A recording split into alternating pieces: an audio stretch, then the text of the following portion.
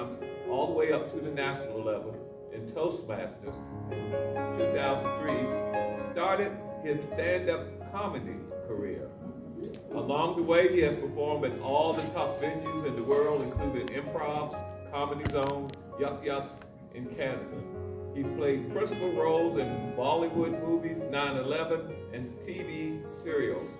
In 2014, he started a Happiness 101 workshop at various centers, and in 2016 joined AARP and started giving brain health and decluttering downsize presentations.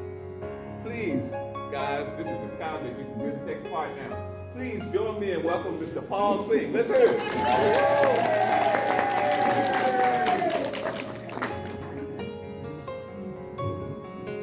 Thank you.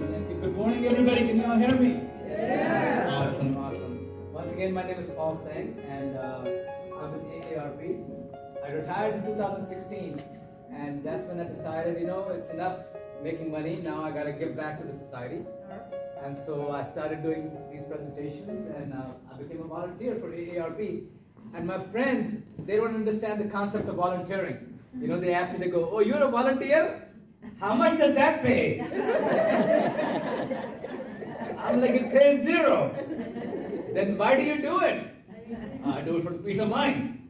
"Why just peace of mind? Why not the whole mind?"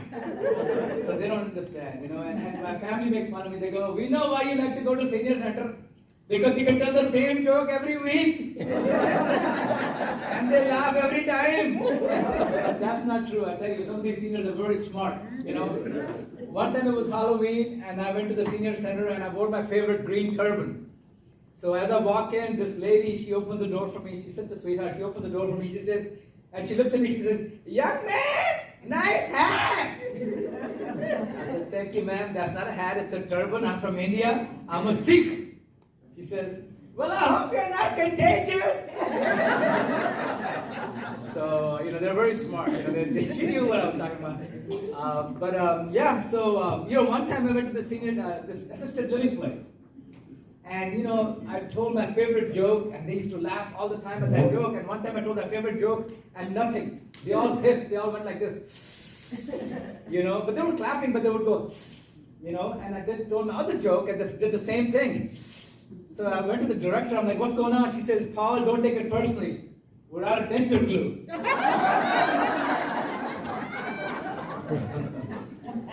So again, welcome to 6 Pillars of Brain Health, and today we're going to discuss how to keep your brain sharp, brain young. So without further ado, let's get started. Alright, so before I start, a little disclaimer. Even though, I talk about all these brain health techniques and everything, I'm not a doctor. I have played a doctor on TV multiple times and gotten paid, but I'm not a real doctor. So if you're going to make any sudden changes or any drastic changes in your lifestyle after watching this presentation, please do talk to your physician, your doctor, your nurse, your neighbor, your girlfriend, boyfriend. Do get a second opinion. All right, that being said, let's get started. All right, let's talk about some good news. How many people, let me ask you this, how many people partied and lived a wild life when they were younger? Be honest here at the church. All right, some of you not raising their hands. Okay, we all did, right? Yeah. Well, here's the good news.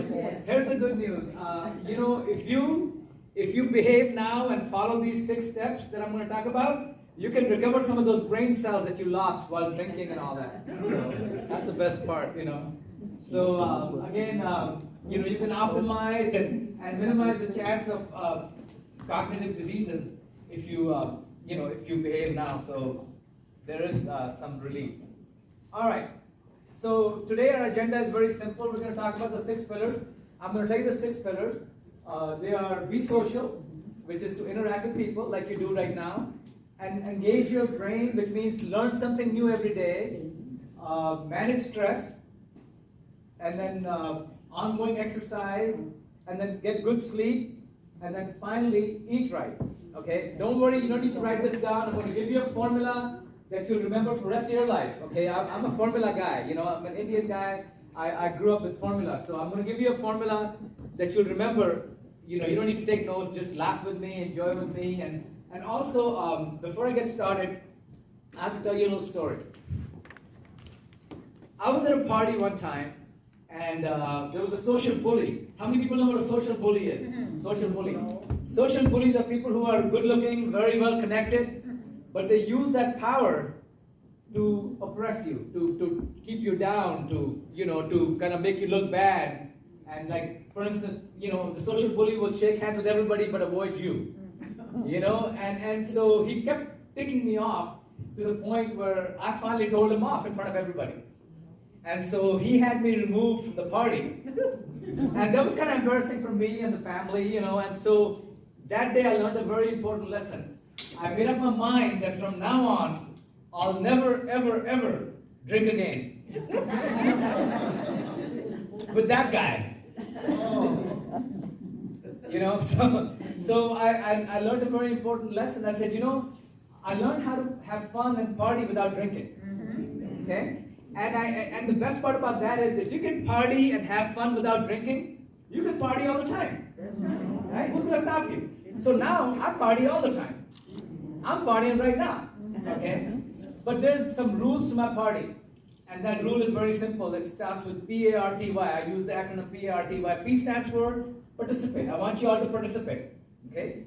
Because when you go to a party, if you just stay in the corner and don't do anything, you're not going to learn anything. So I want you all to participate. P also stands for phones. Put your phones away, turn them off. Luckily, there's no signal here, so you don't even need to worry about it. Okay? A stands for ask any questions. Ask any questions. I won't judge you. I'll accept any questions. In fact, the only question that's dumb is the question that you didn't ask. So ask any questions. And R stands for be respectful. If somebody's asking a question or talking, raise your hand and I'll get to you. All right? And then T stands for time. We only have an hour, so keep your comments, questions short, sweet, to the point, so we can keep moving forward. And Y stands for say yes if you're ready to party with me. Say yes. All right. So let's get started. All right, so why is brain health so important these days? Why is brain health so important these days? Anybody? Can't function without it. You can't function without a brain. Brain is your computer, that's the computer that runs your whole body, your whole life. Okay? Also, people are living longer.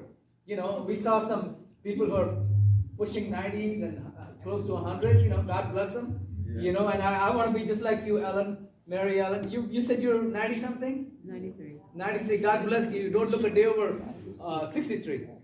Don't she? That old? I know, I'm sorry, 53. My bad, I know. Yes, sir. Oh, try this one. Wow. But it's not as long. Okay, all right. This will keep me, this sounds much better though. All right, so we're living longer, and also, people are working late. I retired at 56 because I had 38 years of service time, or 36 years of service time, and then I got 2 years for not calling in sick for all those years, which some people think is kind of sick. But I didn't call in sick for like 30 years. So I had 2 years of sick leave saved up, so they gave me 38 years of pension. So I love being retired. I tell you, it's the best thing in the world. So people are working longer. In fact, I went to DMV. There was an 80-year-old lady working at the DMV, and you know what? She was the most efficient employee that they had, because all the people working there were on their phones and they had all kinds of distractions. She was focused. She was focused. She knew she was moving the line faster than everybody else. So people are working longer, and also skyrocketing healthcare costs. How many people have ever been to the assisted living places where they assisted living places? Have you ever visited one? Yeah. You know how expensive they are for a little room and a bathroom? They charge you $10,000 to $12,000, and it goes up like 20% a year. It's sickening. So who wants to pay that? And the only reason you end up there is when your brain functionality starts to go, right? So you want to stay away from that. And another thing is, the current brain research tells you that you can recover those brain cells. It's not too late. You can still fight dementia and Alzheimer's and recover some of those brain cells if you follow these instructions, okay? So that's why the brain health is very crucial. All right, so the first one is be social or interact with people. And God bless you. You all come here. You all socialize. You all are like a family to each other, and that's very crucial. You know, being social is very crucial. How many people have Facebook? How many people have a Facebook account? 1, 2, 3, 4. The rest of you don't get a signal here? What's the problem? No signal, no signal. All right, so yeah, be social, go on Facebook. In fact, Facebook has become so popular that I was at a senior center volunteering at the library. And I was fixing the books on the shelves, and lining them up nicely and everything in alphabetical order. And this Asian gentleman comes in, and he's looking at the books, and he's knocking the books over. I was like, what's going on? I couldn't get mad at him because, I'm a volunteer, so you got to smile no matter what, right? So I asked him politely, I said, "Sir, can I help you?" He says, "I look for boob." I'm like, "Really? What boob?" I became Chinese as well, like, "What boob?" He just came automatically, my comedic side came out. I'm like, "What boob?" He says, "Facebook." He was looking for Facebook on the shelf. He thought it was a book. So I took him to the side, to the computer. I opened up an account for him and his wife, And 2 weeks later, he shows up again. He says, "Mr. Poor, Mr. Poor." He called me Mr. Poor. I'm like, "Why?" Because they have a problem with R and the L. My name is Paul, but he kept calling me Poor. I'm like, "Dude, I'm not that poor." And you don't have to advertise it. He goes, "Mr. Poor, Mr. Poor." So I said, "Well, yes." He says, "Guess how many friends I have on Facebook?" I said, "How many?" 1,500 friends. He made 1,500 friends in Facebook in 2 weeks. Apparently there are that many people in China that you can do that. They all have the same last name. So anyhow, he says, "I have 1,500 friends on Facebook." I said, "Really? How many does your wife have?" He says, "I don't know. She's not my friend."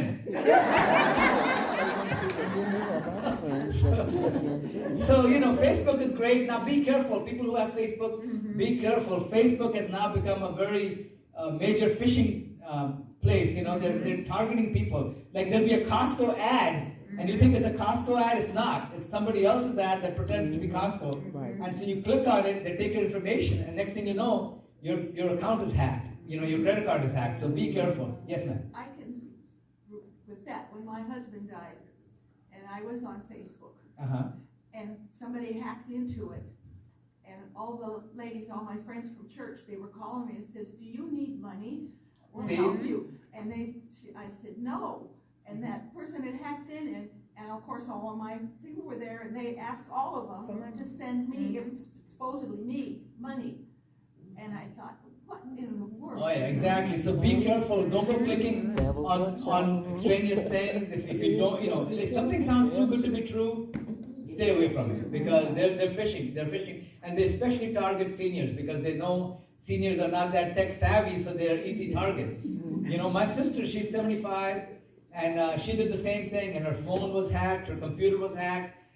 We had to go through hell to get her back on track, and even now, she's not safe. So please be careful. Please be careful. Don't click on, a lot of times you've already accepted a friend. Yes, sir. Do they have any research that shows the difference in cognitive sharpness between those people who maybe spend a lot of time socializing on Facebook as opposed to situations or events like this? The difference that it makes? That's a very good question. I'm sure they do, but I'm not familiar with it, but I'm sure they do. I'm sure they do, because if you spend too much time on Facebook and social media, it's gonna have an impact on your eyesight and your other things. And so yes, I'm sure they do, but I don't have that data. But that's a very good question. So as I was saying, be careful on Facebook. Now, how many people have used WhatsApp or FaceTime? WhatsApp, FaceTime. WhatsApp, FaceTime. I'll tell you, that became real popular during COVID. People couldn't visit each other, so they would do FaceTime. And that's a very powerful medium. You can visit your friends. If you see their face and you can talk to them on FaceTime, that's not as good as meeting them in purpose, but it's, for all practical purposes, it's just as good, because you're getting to see their face and there's live interaction. So if you can't go visit somebody in England or something, FaceTime them or WhatsApp them, because it's very crucial. So yes, be social, stay engaged with friends, family, and community, and avoid isolation. How many people live alone? How many people live alone? Yes, and so you want to make sure that you interact with people. You want to make sure that you have a social connection so that if they don't hear from you for a day or 2 days, then they call you, check on you. Always make sure of that, because when you live in isolation, like you could be eating and something happens, nobody can save you. So you want to have that circle that can come get you, or check on you.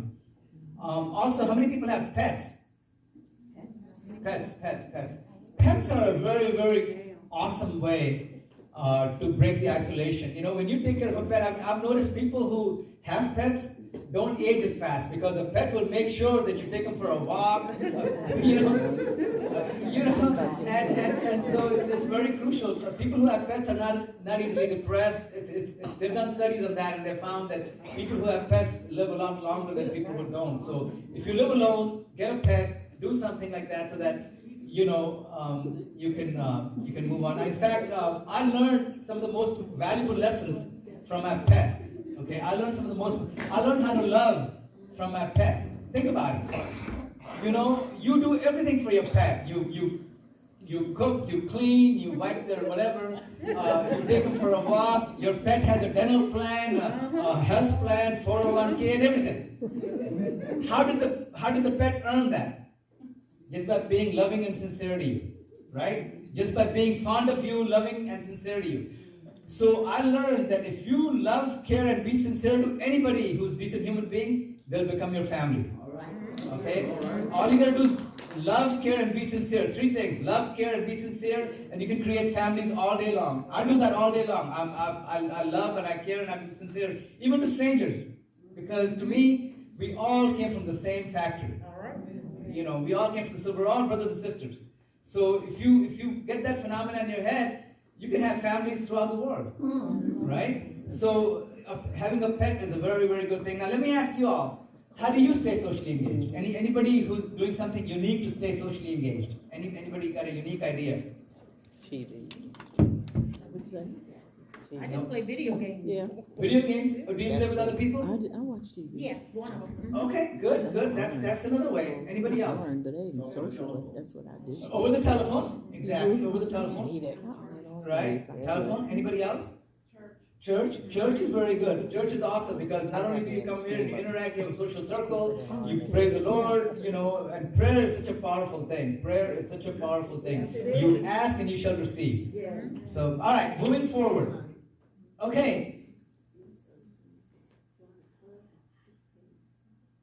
All right, so here's some of the ways you can be social. You organize a regular or a virtual game night or a book club. How many people belong to a book club? Book club. Book club. You might want to start a book club. It's a really awesome way to read multiple books. You can only read 1 or 2 books at a time, but if you belong to a book club, you get to hear the summary of other books, which is very powerful. So book club is very nice. Attend virtual community events. Consider adopting a pet or pet sitting. Here's the thing. Now what I do is when I see someone walking their pet, I always, if the pet is good looking, like just a cute dog. If it's a mean looking pit bull who's snaring at me, I stay away from that. But if it's a good looking dog or a good looking pet, I always talk to the owner. I say, who babysits the pet when you go on vacation? Kennel. Because, kennel, right? And kennel is the worst place to put your pet. You put your dog in a kennel, when you come back, that dog is ready to bite you. Right? Because who wants to be in jail? A kennel is like a pet jail.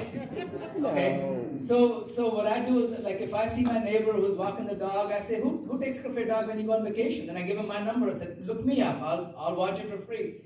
And what that does is you get to have a pet. What's your number? If you can drop off the pet to my house, I'm 50 miles away, you're welcome. I'll put it up there. So what that does is, because the biggest problem pet owners have is they can't go on vacation because kennels are so expensive, right? So if you can find a source of a nice, a place for them to leave their pet, they're flabbergasted. That's like creating another family, So always pet adopting and volunteering. Volunteering is so good for your soul. I can't tell you, when I do a presentation, I'm happy for several weeks. Okay, I do a presentation called Decluttering and Downsizing, besides this one. And then I do another presentation that I created. It's called Happiness 101. It's a way to live a joyful and fulfilling life. Okay, I talk about different techniques and formulas on how you can live a joyful and fulfilling life. So I love it. It's changed my life. I don't do anything commercial anymore. I used to do stand-up comedy, and I did it for 20 years, and I made a lot of money. I'll tell you, I'm not bragging. I'm in the church. I made $3,000 for 15 minutes. Okay, 15 minutes for 3,000, and they put me in the green room, and like there was all kinds of food and this and that available. But I enjoy doing this more. Because I don't have to file taxes and how much I made and this and that. I go home. There's no paperwork involved. I love it, and I get peace of mind. I get blessings. You get in life you get what you give. Okay, you get what you give. So if you give brain health to other people, you're going to get that brain health.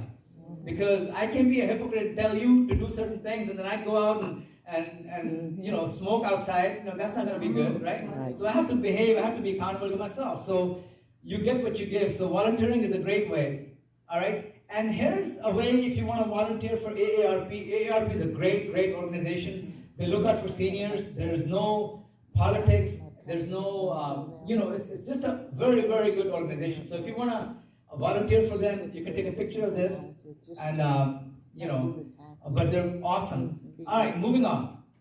Okay, the second one is engage your brain, which means learn something new every day. Learn something new every day. Let me ask you a question. How many people use a GPS all the time? Be honest, you're in the church.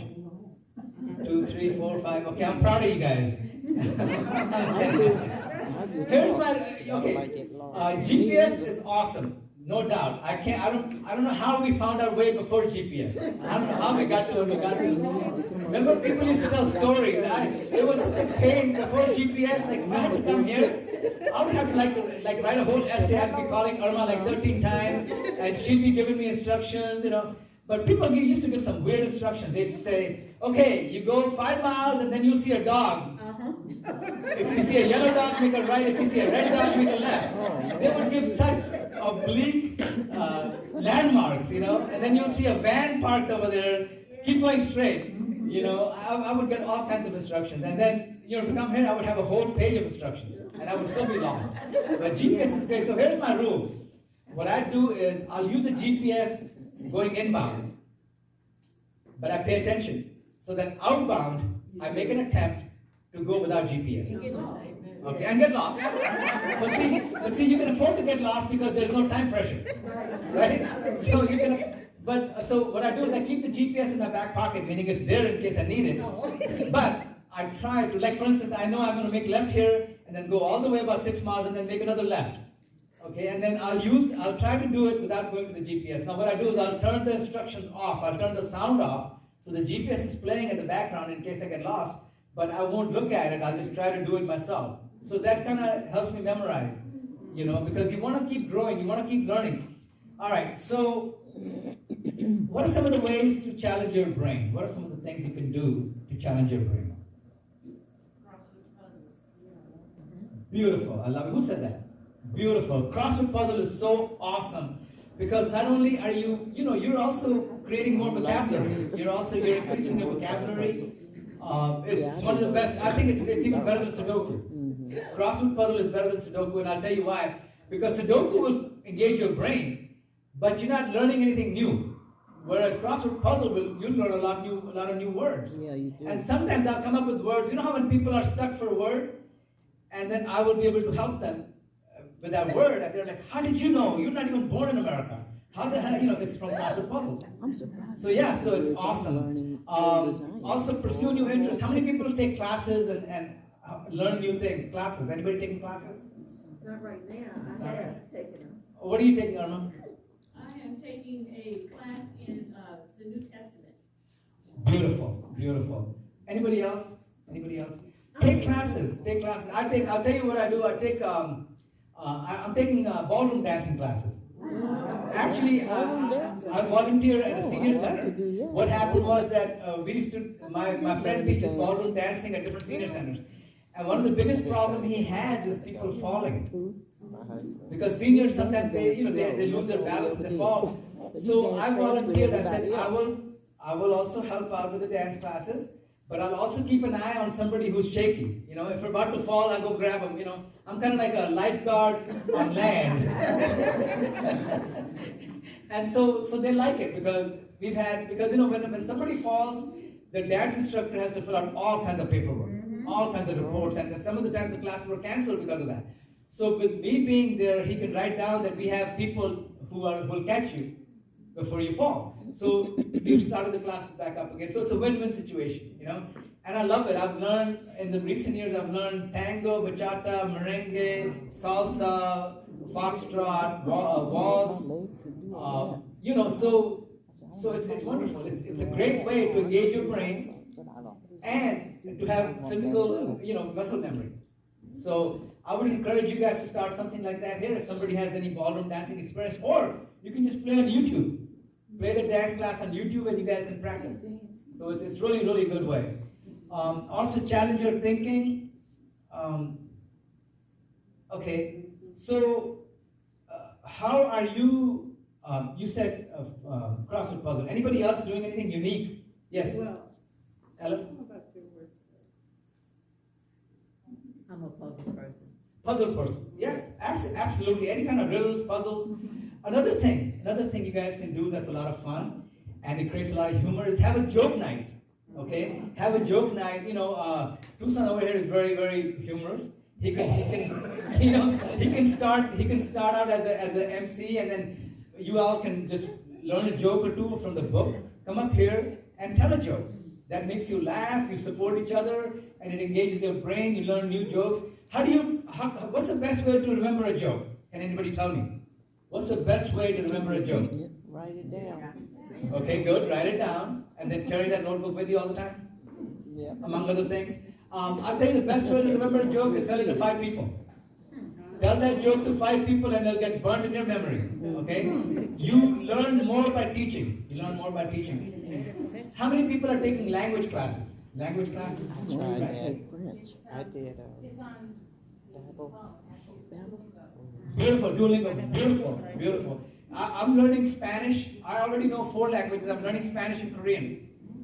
And it comes in handy because now when I go to a nail salon, they can't talk about me. I agree with that. That's a good one. Oh yeah. Right. That's very smart too. Yeah, that's exactly. And also, since I know Spanish, I get discounts on all kinds of gardening, mulching, everything. So it's working out great for me. Also, play challenging card games and board games. Do you all have a card game, board game night here? This is a beautiful place. You guys can do all kinds of stuff here. You know, like card games and board games, like Rummy Cube. Anybody plays Rummy Cube? Rummy Cube.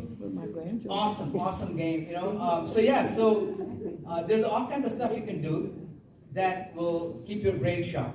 Okay. I Yes. just wanted to add also the word search. It's Yes. more than just, some of them are more than just finding the word, Right. you find phrases and things like that as well. Right. Word search is very good. And also you learn new words. Scrabble. How many people have ever played Scrabble?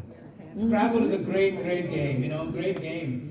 So keep your brain sharp by playing those games. All right, then so far we did 2 pillars. What were they? What was the first pillar? Be social. Be social, interact. What's the second one? Engage your brain or learn. I call it learn new things. Okay, learn new things every day. Learn new things. You know, at night when you go to sleep, I want you to reflect on the day. I want you to reflect on your day and ask yourself, what's something I learned today? Okay. Same thing when you meet each other. Ask yourself, hey, so what did you learn these days? What are you working on? What's new in your life? What are you learning? Because when you invoke this kind of questions, then you will make it a point to learn something. Okay? Every day, I have this quote that I made up. I said, the day you stop learning is the day you start dying. Okay? The day you stop learning is the day you start dying. How many people have heard this phrase, oh, I'm too old to learn anything? We've all heard that, right? Oh, I'm too old to learn. I'm like, you're only 35 years old. What are you talking about? I'm too old to learn something, you know? So learn something new every day. All right. The third pillar is manage stress. Manage stress. What's the best way to manage stress? Exercise. Exercise is the best way to manage stress. Exercise, smile and laugh. Smile and laugh, you know? Also distract yourself from music and reading, which is kind of like meditation. How many people like to sing in karaoke and all that? Have you ever done karaoke? I've done it, but I like to sing. Karaoke is a great, great way Even though I don't to sing that well. fulfill your dream of being a singer without I love having music. the real talent. It's awesome and it's so easy. You buy a $100 karaoke machine and you can have fun with your friends all day long. You know, and it's just, I love it. I've started doing that and it's awesome. Seek out green spaces. You're lucky you live in an area where it's all green. All you gotta do is step out of your house and you see nature. You run with nature. So that's very, very crucial. You know, go out in the nature. That's what I do. I don't have earphones. All right, but I so sing my music. anybody using some unique ideas, unique techniques to fight stress? Anybody would like to share? Some unique ways to fight stress? Walking is beautiful. Walking is the best Stay exercise busy with children. ever, okay? Because it's safe enough that you don't get hurt. You know, I see people jogging. I'll be honest with you, jogging might be a good exercise, but at our age, I'm 63 years, I'm going to be 64 in about 2 weeks. So I don't jog anymore because jogging, you know, is so traumatic to your knees and joints. You might be able to jog for a few days, but then Is bouncing good? bouncing is good as long as you have good shoes. Okay. I'm going to tell you a technique, okay? I had knee replacement surgery about 8 years ago. Yeah, that's right. Full knee replacement. But I'm 100%, so I can do all that. But one thing I learned is have a cushion in your shoes. Put a little cushion. And I'll tell you how powerful that is. I want you to put a weighing machine on the hard surface and weigh yourself. Okay? Let's say you weigh 150 pounds. Okay? You weigh yourself as 150 pounds. Now what you to do is put some sponge and put that weighing machine on that sponge and then weigh yourself. You'll be 120 or 115. So if you want to fool somebody, okay, if you want to fool somebody, put the weighing machine on the sponge and say, see, look, I lost 30 pounds. Okay? But the moral of this example is that if you put some cushion in your shoes, you weigh less, okay? Which means you put less stress on your joints, okay? So start putting a little, Dr. Scholes or whoever, I'm not a spokesperson for anybody, but you know, put some cushion in your shoes and you'll weigh less. It'll be less traumatic to your knees. Okay? I play pickleball about 2 hours a day, almost every day. Okay? Unless I'm coming to Orleans. What is that? Pickleball is like mini tennis. Like mini tennis. Okay. So here are some of the ways you can manage stress. Confide in friends, okay? Have confidence. Confide in friends. Okay, be silent and still, which means meditate. Take stretch breaks. Limit screen time. Limit screen time. I see that you guys are pretty good about screen time, meaning, you know, sometimes when I give presentation to young people, they're not listening to me, they're on their phone. I said, you'd be better off if I just texted you this stuff, you know? So yeah, limit screen time and take deep breaths. Take deep breaths. How many people have heard of a doctor by the name of Dr. Andrew Wells? Dr. Andrew Wells? He's like in his 80s or 90s, but the guy is strong, you know, and he talks about breathing exercise called 4-7-8. You breathe in for 4 seconds, you hold for 7 seconds, and then you exhale for 8 seconds. Now, if you wake up at night and you can't go back to sleep, try this breathing technique. Oh, that's me. And you fall asleep really fast. So you know, those are some of the things you can do to manage stress. Okay, I want you to hear this.